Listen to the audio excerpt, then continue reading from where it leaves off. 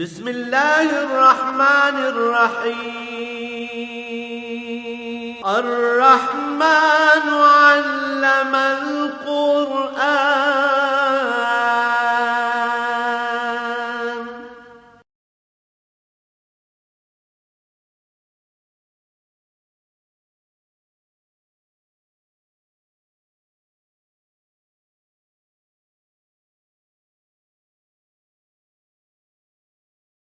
الحمد للہ رب العالمین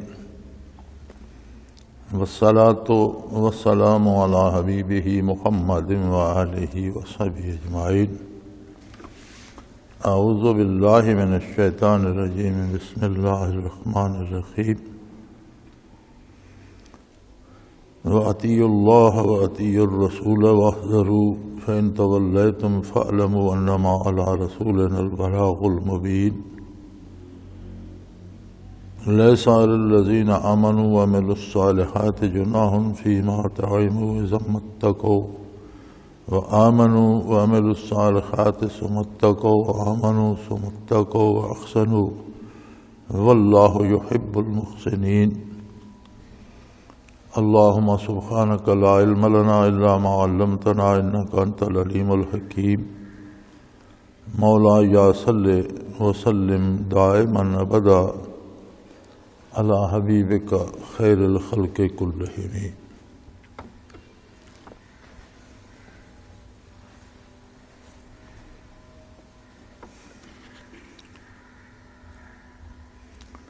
پچھلی آیہ مبارکہ میں مسکرات اور جوئے وغیرہ کا تذکرہ چل رہا تھا، اور اللہ کریم نے فرمایا کہ ان چیزوں سے، ان کے اسباب و ذرائع سے بھی بچ کر رہو کہ یہ شیطان کے ہتھیار ہیں، وہ استعمال کرتا ہے اور ان کی وجہ سے تمہارے اندر دشمنی، ایک دوسرے کے ساتھ بغض پیدا کرتا ہے اور اللہ کے ذکر سے روکنے کا سبب بناتا ہے ان چیزوں کو، اور اللہ کی عبادت سے روک دیتا ہے. آگے ارشاد فرمایا کہ حیات یہ ہے وَأَطِیعُوا اللَّهَ، کہ اللہ جل شانہ کی اطاعت کرو. کائنات اس کی ہے، رزق اس کا ہے، نعمتیں اس کی ہیں. تمہیں تھوڑی سی فرصت ملی ہے اس کائنات میں رہنے کے لیے، یہ اس کی مہمان سرائے ہے، اس کے خانے نعمت سجے ہوئے ہیں. تمہیں اس نے اگر یہاں فرصت دی ہے تو تمہیں یہاں اپنا وقت اصولوں کے مطابق پورا کرنا ہے. تم یہاں ڈشیں توڑنے، چھینا جھپٹی کرنے یا دوسروں کی پلیٹوں سے الٹ الٹ کر اپنے لیے ذخیرہ کرنے نہیں آئے ہو، بلکہ جو اصول ہیں، جو قاعدے اور ضابطے ہیں، ان کے مطابق اپنا وقت پورا کرو. اطیعوا اللہ و اطیعوا الرسول، اور رسول اللہ صلی اللہ علیہ وآلہ وسلم کی مکمل اطاعت کرو.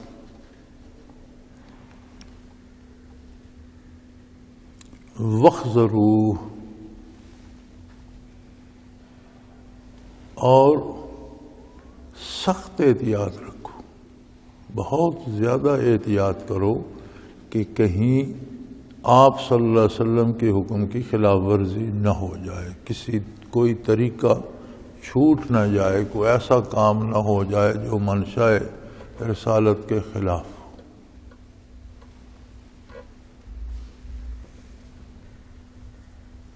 رسول اللہ صلی اللہ علیہ وآلہ وسلم کی تعلیمات، جب اطیع اللہ کا ذکر آتا ہے، اللہ کی اطاعت کرو، تو بندہ سراپا سوال بن جاتا ہے کہ اسے کیا پتہ ہے کہ اللہ کا حکم کیا ہے، اللہ کریم کیا کام کرنے پہ اور کس طریقے سے کرنے پہ راضی ہیں، اور کس کام پہ خفا ہوں گے، کون سا کام کرنا ہے، اور کرنا ہے تو اس کا طریقہ کیا ہے، اور کون سا کام ہے جو نہیں کرنا.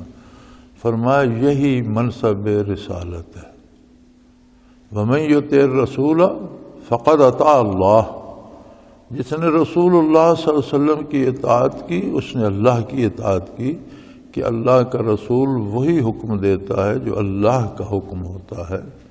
ما ينطق عن الهوى ان هو الا وحی یوحی، آپ کوئی حکم اپنی طرف سے نہیں دیتے، وہی الہی سے جو طریقہ آپ تک پہنچتا ہے وہ امت تک پہنچاتے ہیں۔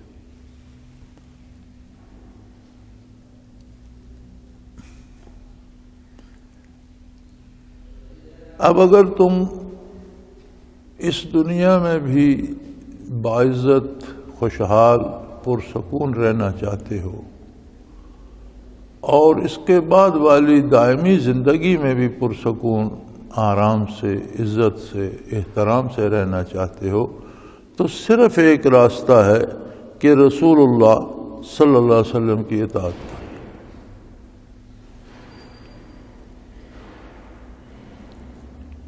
وَاحْذَرُوا، اور عدم اطاعت سے ڈرتے رہو، سخت احتیاط کرو کہ کسی کام میں آپ کے تعمیل ارشاد میں کوتاہی نہ ہو جائے، اس لیے کہ یہ زندگی چند روزہ ہے، لوگ آتے ہیں چلے جاتے ہیں، اللہ کی تقسیم ہے، کسی کو بہت رزق دیا ہے، کسی کو کم دیا ہے، کسی کو طاقت اور جوانی دی ہے، کسی کو کمزور بنا دیا ہے، کسی کے پاس حکومت و اختیارات و اقتدار ہے، کوئی مجبور و بے بس ہے، لیکن وہ ایسا کریم ہے کہ اس نے سب کے لیے معیار بنا دیے ہیں، جو جس کسی کے بس میں نہیں وہ کرنے کا حکم ہی نہیں دیتا۔ لا یکلف اللہ نفسا الا وسعها، کسی کو اس کام کے کرنے کا حکم نہیں دیا جاتا جو اس کے اختیار میں نہیں ہے، اور جو اس کے اختیار میں ہے وہ اسے رسول اللہ صلی اللہ علیہ وسلم کے حکم کے مطابق کرنا چاہیے۔ ایک بڑی خوبصورت بات اہل علم نے لکھی، اللہ ایسے لوگوں کی قبر منور رکھے، وہ فرماتے ہیں کہ اگر صرف احکام پہنچانا، عبادات کا بتانا، حلال و حرام کا بتانا ہی مقصد ہوتا تو پھر شاید ہجرت کی ضرورت پیش نہ آتی، کیونکہ جو آئے کریمہ نازل ہوتی تھی حضور نبی کریم اسی وقت وہ بیان فرما دیتے تھے، اور یہ اتنا آسان کام نہیں تھا۔ یہ اللہ کے رسولوں کے حوصلے ہیں، اور انہیں وہ عظمت اللہ عطا فرماتا ہے، وہ ان کے ساتھ ہوتا ہے، اللہ کی طاقت ان کے ساتھ ہوتی ہے، ورنہ مکے میں بیٹھ کر توحید کی بات کرنا، مکے میں بیٹھ کر بتوں کو باطل کہنا، مکہ مکرمہ میں بیٹھ کر اس عہد کے ان مشرکین و کفار کے سامنے ان کے بتوں کو غلط اور جھوٹا کہنا، یہ آسان کام نہیں تھا،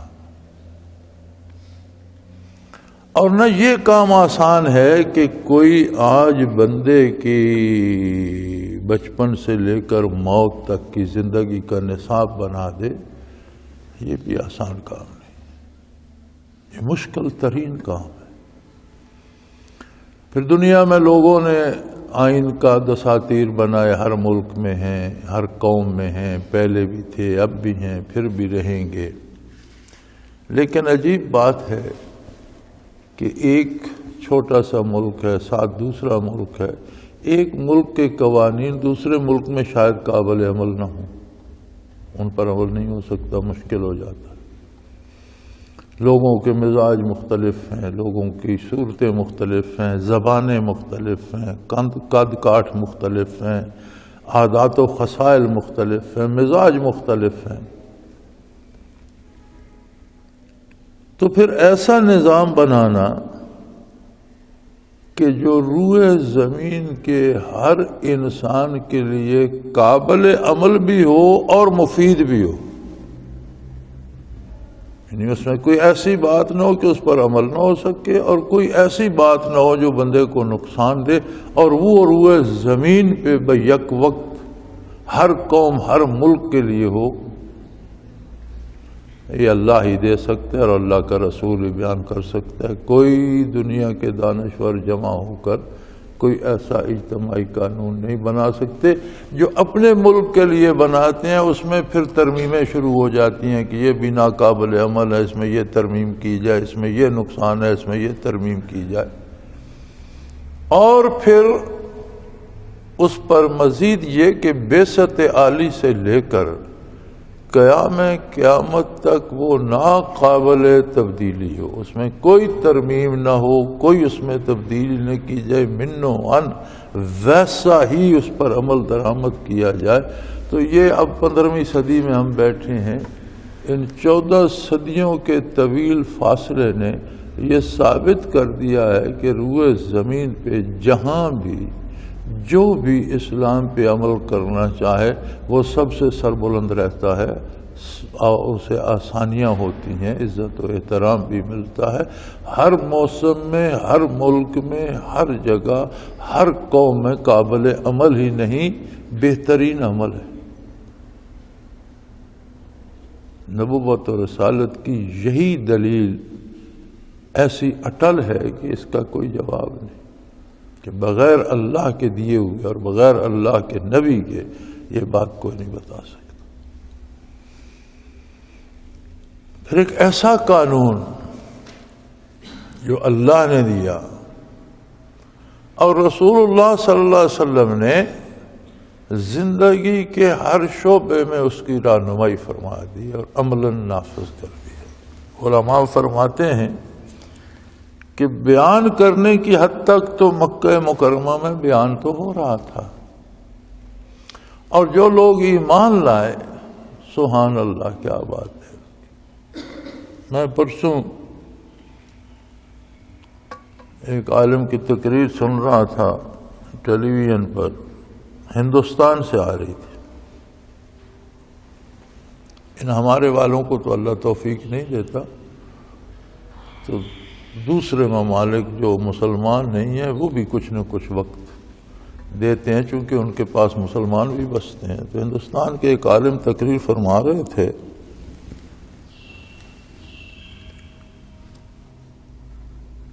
اور بہت خوبصورت بات کی انہوں نے کہا دیکھو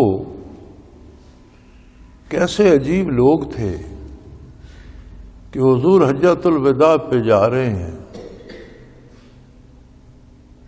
اور پتہ چلا کہ حضور حج پر جا رہے ہیں تو لاکھوں لوگ جمع ہو گئے، 1 لاکھ کے قریب مجمع تو مدینہ منورہ میں ہو گیا کہ ہم بھی ساتھ چلیں گے۔ کوئی نہ گاڑی ہے نہ موٹر ہے، زیادہ راہ کی مصیبت ہے، کسی کو سواری ملی تو گھوڑا ملے گا یا اونٹ ملے گا یا پیدل جانا پڑے گا، ان باتوں کو چھوڑو، حضور صلی اللہ علیہ وسلم کی معیت چاہیے، یہ باتیں ضروری نہیں ہیں۔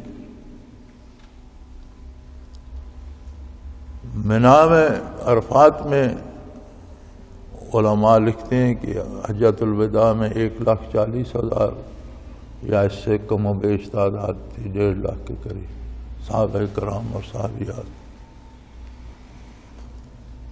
جو نہیں جا سکے وہ ایک الگ بات ہے، جو جا سکے جو وہاں پہنچ گئے وہ تقریباً 1.5 لاکھ کے قریب تھے۔ بات جو انہوں نے کی وہ بڑی خوبصورت تھی، وہ کہنے لگے کہ عجیب بات ہے کہ وہ لوگ فاقہ مست ہیں، کھانا نہیں ملتا، پیاس لگتی ہے، سواری نہیں ملتی، پاؤں پھٹ جاتے ہیں، جوتے پھٹ جاتے ہیں، کپڑے پھٹ جاتے ہیں، بال گرد آلود ہے، اور جو کلمہ شکر ان کے منہ سے نکلتا ہے وہ ایسا قیمتی ہے کہ ملائکہ دوڑتے ہیں اسے لینے کے لیے۔ اور ایک آج ہم ہیں کہ جائیں بھی تو ہوائی جہاز ہیں، فرسٹ کلاس ہے، آگے کاریں ہیں، بہترین ہوٹل ہیں، کھانے پینے کا انتظام ہے، بہترین کپڑے لے کے جاتے ہیں۔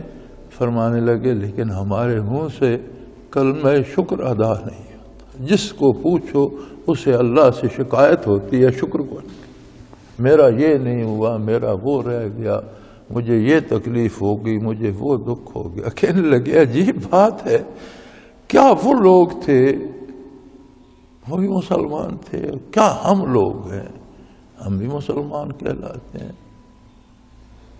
فرمایا حضور صلی اللہ علیہ وسلم نے حجۃ الوداع میں خطبہ حجۃ الوداع کے بعد فرمایا بلغوا عنی، او کما قال رسول اللہ صلی اللہ علیہ وسلم، کہ میں نے جو بات تمہارے سامنے ارشاد فرما دی ہے یہ میری طرف سے اللہ کی مخلوق کو پہنچا دو۔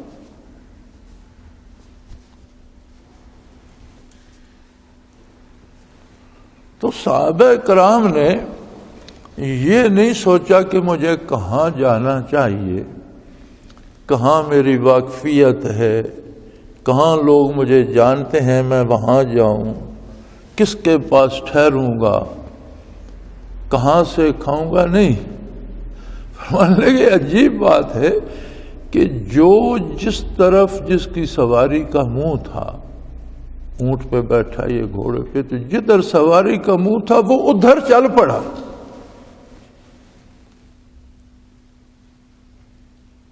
ہمارے تو یہاں پروگرام بنتے رہتے ہیں نا، پھر میں ان کا انتظام و انصرام ہوتا ہے، پھر ان پہ عمل بھی نہیں ہوتا۔ انہوں نے یہ نہیں دیکھا کہ کہاں لوگ میری بات سنیں گے، کہاں لوگ مجھے جانتے ہیں، میں کس طرف نہیں، جس طرف جس کی سواری پر وہ بیٹھا تھا، جس طرف اس سواری کا منہ تھا وہ اس طرف چل پڑا کہ کوئی بستی تو آگے انسانوں کی ہوگی، حضور کا پیغام پہنچاؤں گا۔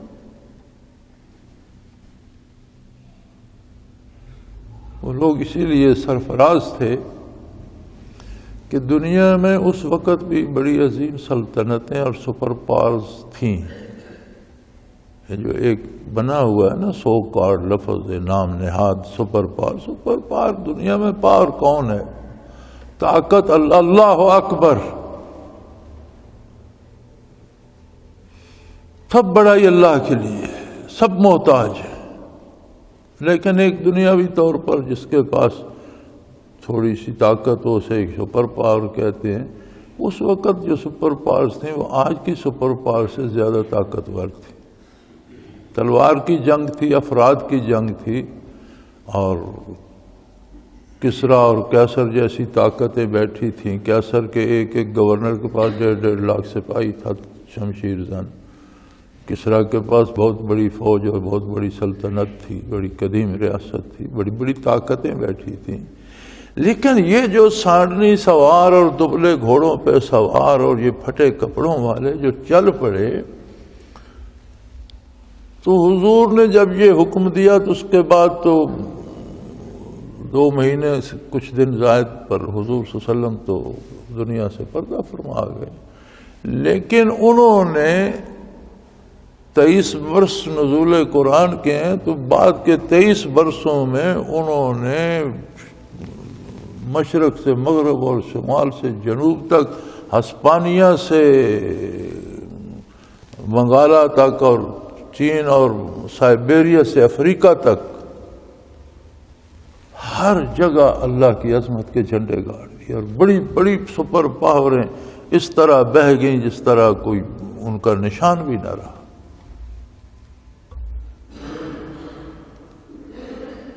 اور انہوں نے حق ادا کر دیا حضور کے ارشاد کا۔ تو علماء فرماتے ہیں کہ اگر محض عقائد و اعمال کی تبلیغ ہی مقصود ہوتی تو شاید ہجرت کی ضرورت پیش نہ آتی۔ اللہ قادر ہے، جس نے مدینہ میں جگہ بنا دی وہ مکے میں بنا دیتا، اور مکہ مکرمہ بعد میں فتح بھی ہو گیا اور پھر اس پہ اسلام لاگو بھی ہو گیا۔ لیکن اس وقت مکہ مکرمہ میں مسلمان کمزور تھے، تھوڑے تھے، اپنی مرضی کا قانون نافذ نہیں کر سکتے تھے۔ انہیں ایک ایسا خطہ زمین درکار تھا جہاں وہ اپنی مرضی اور اللہ کے رسول کے حکم کے مطابق اپنا پورا طرز حیات، طرز حکومت، طرز عدالت، طرز معیشت، طرز معاشرت پورے کا پورا نافذ کر سکیں، تو اللہ نے مدینہ منورہ کو پسند فرمایا۔ وہ اللہ جو 8 ہجری میں مکہ مکرمہ فتح کرا سکتا ہے وہ ہجرت کے وقت فتح نہیں کرا سکتا تھا. وہ تو قادر ہے جب چاہے جو چاہے کرے.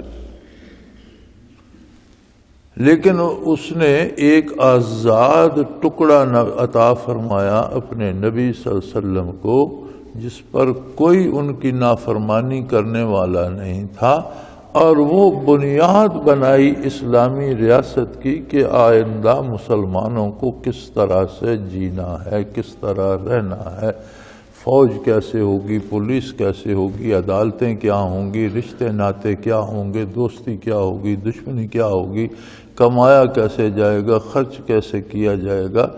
تو یہ بھی ایک بنیادی وجہ تھی ہجرت محمد الرسول اللہ صلی اللہ علیہ وسلم کی. اور بھی بے شمار وجوہات ہیں. مکہ والے طاقتور لوگ انکار کر رہے تھے اور مدینہ منورہ والوں نے مکہ مکرمہ آ کر منت سے ماجت کی کہ حضور ہمارے ہاں تشریف لائیے، ہم جانیں دیں گے، بال بچے قربان کریں گے، ہم حاضر ہیں. اللہ نے ہمیشہ کی رفاقت ان کے حصے میں کر دی محمد الرسول اللہ صلی اللہ علیہ وسلم کی. تو یہ اللہ کی عطا ہے. لیکن ایک خطہ زمین ملا مسلمانوں کو، حضور صلی اللہ علیہ وسلم کو، اور وہاں پوری طرح احکام الہی کی معاشرے پر تنفیذ ہوئی. اگر جرم ہوتا تھا تو انصاف اللہ کے قانون کے مطابق مہیا کیا جاتا تھا. کوئی کاروبار کرتا تھا تو اللہ کے حکم کے مطابق کرتا تھا، نبی کے ارشاد کے مطابق کرتا تھا. کوئی رشتے ناطے کرتا تھا تو نبی صلی اللہ علیہ وسلم کے ارشاد کے مطابق کرتا تھا. کسی کو دشمنی ہوتی تھی تو نبی صلی اللہ علیہ وسلم کے ارشاد اور طریقے کے مطابق ہوتی تھی. زندگی صبح سے شام اور شام سے صبح تک اللہ کے رسول کی اطاعت کے سانچے میں ڈھل گئی. ہم نے بھی ہجرتیں کی، ہمارے پاس بھی مہاجر آئے، ہم نے بھی ملک تقسیم کیا. کیوں؟ ہمیں بھی بتایا گیا کہ ایک آزاد خطہ زمین چاہیے جہاں ہم مسلمان اسلام کے مطابق، اپنے عقیدے اور ایمان کے مطابق اپنا معاشرہ قائم کر سکیں. لوگوں نے مانگا، اللہ سے مانگا، لوگوں نے محنت کی، لوگوں نے قربانیاں، اتنی قربانیاں دیں لوگوں نے کہ لاکھوں لوگ، لاکھوں خاندان لٹ گئے، اجڑ گئے، گھر بار چھوڑا. اتنی لاشیں گری مسلمانوں کی کہ گدھوں نے اور کتوں نے انسانی گوشت کھانا چھوڑ دیا. اتنے سیر ہو گئے تھے اور اتنی لاشیں پڑی تھیں کہ گدھ بیٹھے ہوتے تھے درختوں پر اور انسانی لاشیں پڑی ہوتی تھیں، انہوں نے کھانا چھوڑ دی تھی. کتنی بیٹیاں اغوا ہوئی مسلمانوں کی، کتنی عزتیں لٹیں. کیا یہ ساری قربانیاں اس لیے تھیں کہ وہی انگریز کا غلامانہ نظام مسلط رہے اور چند لوگ عیش کرتے رہے اور باقی پستے رہے اور ظلم بدستور چلتا رہے؟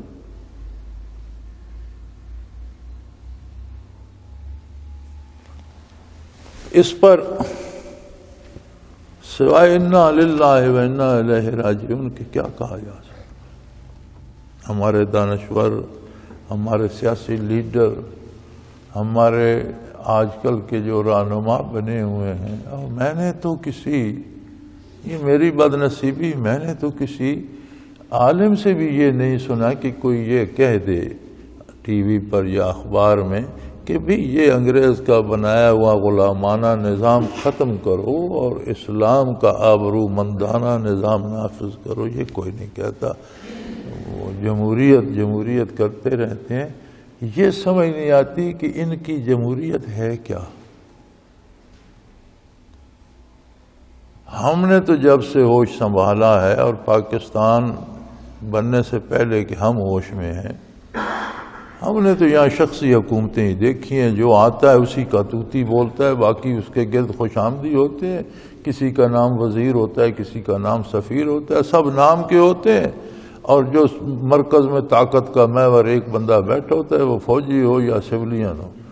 فوجی مارشل لا ہو یا سولین ڈکٹیٹرشپ ہو، ہم نے تو گزشتہ 62 برسوں میں یہاں شخصی حکومتیں ہی دیکھی ہیں، یا کوئی آپ بتا دیجئے کہیں کون سی جمہوریت، اسی کا نام جمہوریت رکھا ہوا۔ جس طرح سود کا نام منافع رکھ لیتے ہیں یا مارک اپ رکھ لیتے ہیں، اس طرح کتے کو بکرا کہہ دو تو اس کا نام بدل گیا تو حلال ہو جائے گا۔ اسی طرح اس ظالمانہ نظام کا نام جمہوریت رکھ دو تو یہ حلال ہو جائے گی، جمہوریت مان جائے گی۔ جمہوریت ہے کیا؟ جمہوریت آئی کہاں سے؟ جمہوریت کب تھی؟ جب تک محمد الرسول اللہ صلی اللہ علیہ وسلم مبعوث نہیں ہوئے۔ تاریخ میں نکال کر کہیں دکھائیں کوئی لفظ جمہوریت یا کسی کی رائے کا کوئی تھا؟ بڑی حکومتیں بھی شخصی تھیں، چھوٹی جو طاقتور ہوتا اس کی حکومت ہوتی تھی۔ بندے کے منہ میں زبان تو اسلام نے دی کہ ہر بندے کا بات کرنے کا حق ہے، رائے دینے کا حق ہے، اور یہ آزادی تو اسلام نے دی۔ خواتین کو عزت اسلام نے دی۔ آج کہتے ہیں جی اسلام آئے گا تو عورتیں تو برقعے میں بند ہو جائیں گی، تو تم کیا چاہتے ہو سب برہنہ ہو کر سٹیج پر ناچنا شروع کر دیں؟ یہ جمہوریت ہے؟ یہ بے لباسی جسے تم لباس کہتے ہو کہ چند ٹکڑے کپڑے کے بیٹیوں کے بدن پہ لٹکا دیے، جن سے بدن کا ستر نہیں ہوتا بلکہ اور نمایاں ہو جاتے ہیں نشیب و فراز جسم کے، اسے تم لباس کہتے اور اسے تم جمہوریت کہتے ہو۔ اور اگر عورت چادر لے لے یا پردہ کر لے تو وہ تمہارے خلاف تہذیب ہو جاتا ہے۔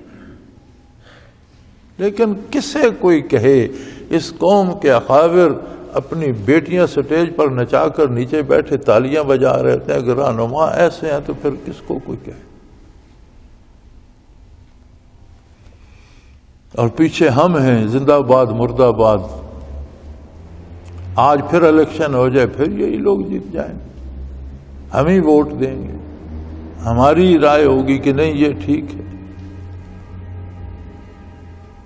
اگر یہ ٹھیک ہے تو پھر شکایت کیوں؟ پھر مرتے ہو تو مرو، مساجد میں بم پھٹتے ہیں تو پھٹیں، چینی نہیں ملتی نہ ملے، آٹا نہیں ملتا نہ ملے۔ وہ کیا ایک پروگرام ہوتا تھا انگریزی کا، یو آسک فار اٹ، یہ تمہاری اپنی خواہش تھی، ایسا ہو رہا۔ تو بھائی دنیا میں آپ کہتے ہیں جی مغربی اقوام مسلمان نہیں ہیں، مشرق کے بعید والے مسلمان نہیں ہیں، لیکن وہاں بڑا امن ہے اور وہاں بڑا سکون ہے اور وہاں بڑا ٹھیک، آپ کی بات ٹھیک ہے، لیکن ایک بات میری بھی سن لیجیے۔ مشرق مغرب یہیں تھے جب ظہور اسلام ہوا، کہاں امن تھا؟ امریکہ میں امن تھا، کینیڈا میں تھا، فرانس میں تھا، جرمنی میں تھا، یورپ میں، اسکینڈینیویا میں، انگلینڈ میں، کہاں امن تھا؟ قتل و غارت گری تھی، ہر طاقتور وسط ایشیا میں تھا، چین جاپان میں، کہاں؟ یہ وحشی قومیں تھیں، افریقہ میں تھا۔ یہ تو انسانوں کو شکار کر کے پکا کھاتے تھے۔ یہ آپ کے اس برے صغیر میں عورتوں کو زندہ جلا دیا جاتا تھا۔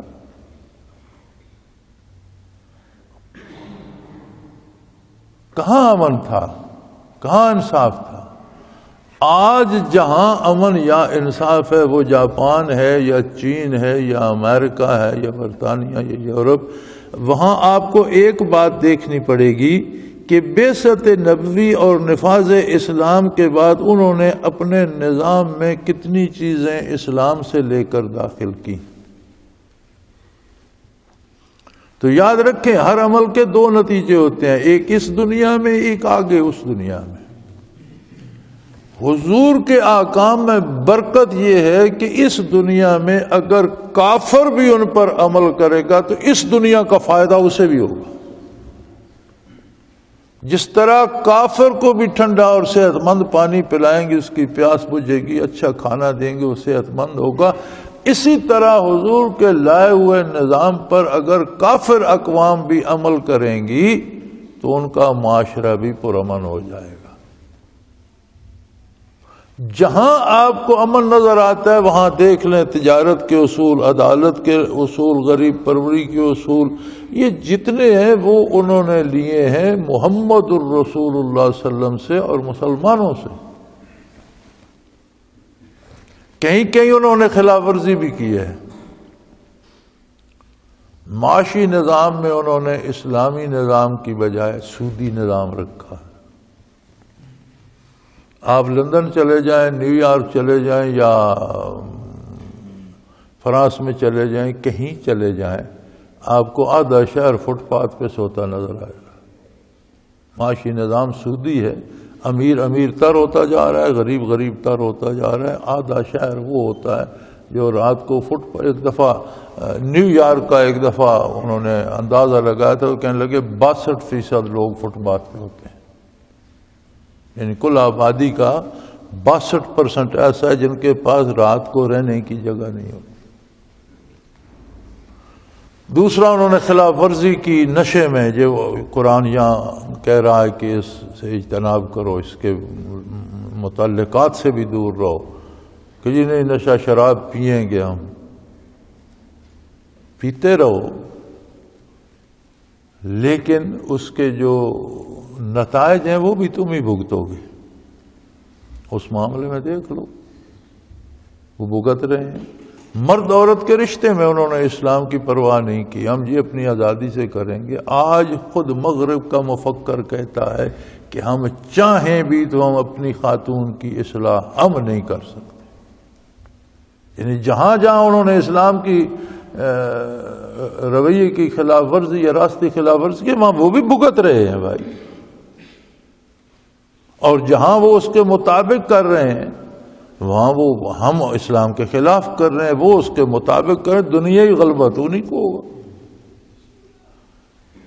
لیکن یہ خدا را ضرور دیکھیے کہ جس جس شعبے میں وہ کامیاب ہیں، جہاں انہوں نے ظلم کیا، ویتنام کیا اتنی سی جگہ تھی، کوریا کتنا وسیع میدان، اتنی سی جگہ تھی، مار کھا کھا کے امریکہ کے دانت کھٹے ہو گئے۔ عراق میں کیا رکھا تھا، کس کو امید تھی کہ عراق ریزسٹ بھی کر سکے گا؟ کوئی ایسا بندہ بتاؤ، مار کھا کھا کے حلیے بگڑ گئے۔ افغانستان میں 36 ملک زور لگا لگا کے بیٹھ رہے ہیں، کہتے ہیں پاکستان سے آ جاتے ہیں، یار پاکستان میں بندے مشینوں میں بن رہے ہیں کہ وہ چلے جاتے ہیں؟ جب تم نے حملہ کیا تھا تم نے کہا تھا 20,000 طالبان ہیں، آج 1,20,000 سے زیادہ مار چکے ہو، پھر کہتے ہو جی ملک طالبان کے قبضے میں، ہم تو چھونیوں میں بیٹھے، ہمیں باہر نہیں۔ تو کتنے کہاں سے آ جاتے؟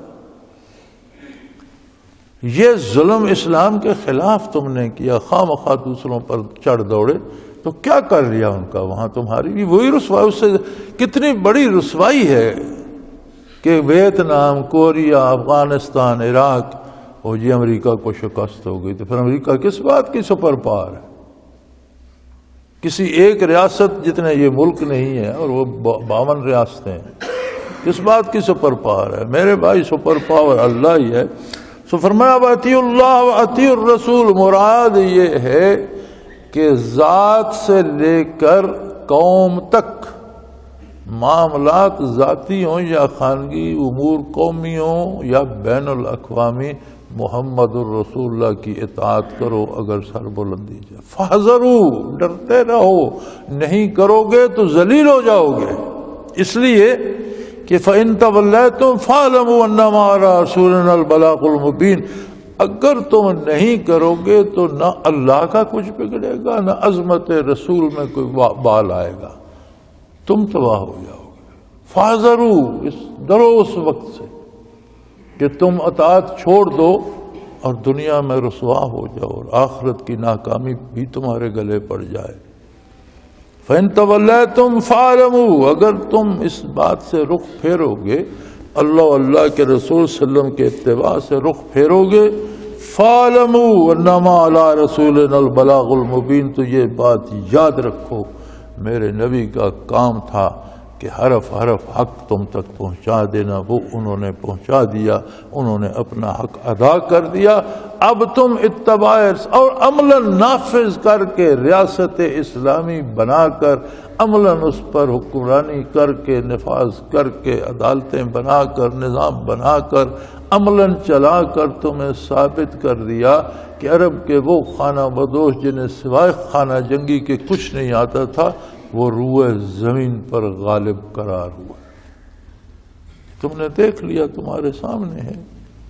آج بھی تم سلامتی، عزت چاہتے ہو اور دو جہان کی سرخروئی چاہتے ہو، تو محمد الرسول اللہ کا اتباع کر لو، اپنے آئین و دستور، اپنے طریقے، اپنے کاروبار، اپنی فوج، اپنی پولیس، اپنی عدالتیں، اپنی معیشت، اپنی سیاست، اپنی ذاتی زندگی، اپنی گھریلو زندگی، اپنی قومی اور بین الاقوامی زندگی کو اللہ کے رسول کے احکام کے تابع کر لو۔ سلامتی کا صرف ایک راستہ،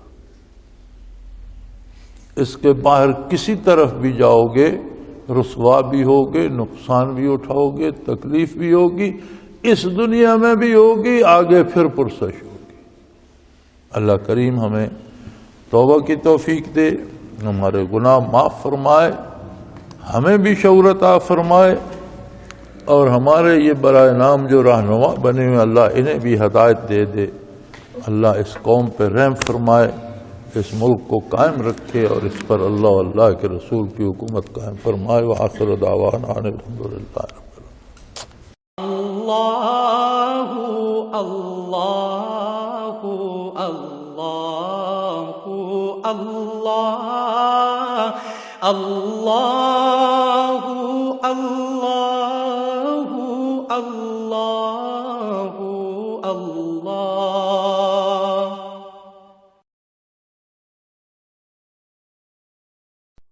حضرت امیر محمد اکرم آبان مد ظلہ العالی دارالعرفان منارہ ضلع چکوال میں سالہ سال سے قرآن و حدیث کے اوپر خطابات کر رہے ہیں اور سلسلہ نقشبندیہ اویسیہ کے مطابق لوگوں کو ذکر الہی کی تربیت دے رہے ہیں۔ وہ قرآن پاک کی تفسیر ترتیب وار بیان کر رہے ہیں۔ تفسیر قرآن کو وہ موجودہ ملکی اور بین الاقوامی حالات کے مطابق بیان کرتے ہیں۔ موٹر وے سے کلر کہار کے انٹرچینج سے نکلتے ہوئے، کلر کہار کی جھیل سے ہوتے ہوئے، میانی، بوچھال اور نور پور سے گزرتے ہوئے دارالعرفان منارہ پہنچ سکتے ہیں۔ حضرت امیر محمد اکرم آبان نے بچیوں اور بچوں کی دینی اور دنیاوی تعلیم کے لیے سقارہ اکیڈمی کے نام سے ایک درسگاہ بھی قائم کی ہے، جس کا افتتاح ملک پاکستان کے صدر جنرل محمد ضیاء الحق نے اپنے دست مبارک سے کیا تھا۔ وہ تمام احباب جو اسلام کی طلب رکھتے ہیں ان سے گزارش ہے کہ دارالعرفان منارہ ضلع چکوال میں امیر محمد اکرم آبان صاحب کے خطابات سے مستفید ہوں۔ وہ ہر جمعے کو نماز سے پہلے بیان فرماتے ہیں۔ ہر ماہ کی پہلی اتوار کو ماہانہ اجتماع ہوتا ہے جس میں آپ خصوصی خطاب فرماتے ہیں اور پاکستان کے چاروں صوبوں سے احباب اس اجتماع میں شرکت کرتے ہیں۔ اس کے علاوہ یہاں سال میں 2 مرکزی اجتماعات بھی ہوتے ہیں، ایک رمضان المبارک میں اعتکاف کا اجتماع اور دوسرا جولائی اور اگست میں 40 دن کا اجتماع ہوتا ہے جس میں روحانی تربیت کی جاتی ہے۔ اپنا خون سیماب دے کر اتنا ہم کر جائیں گے، نام آقا کا چمن میں پھر رقم کر جائیں گے۔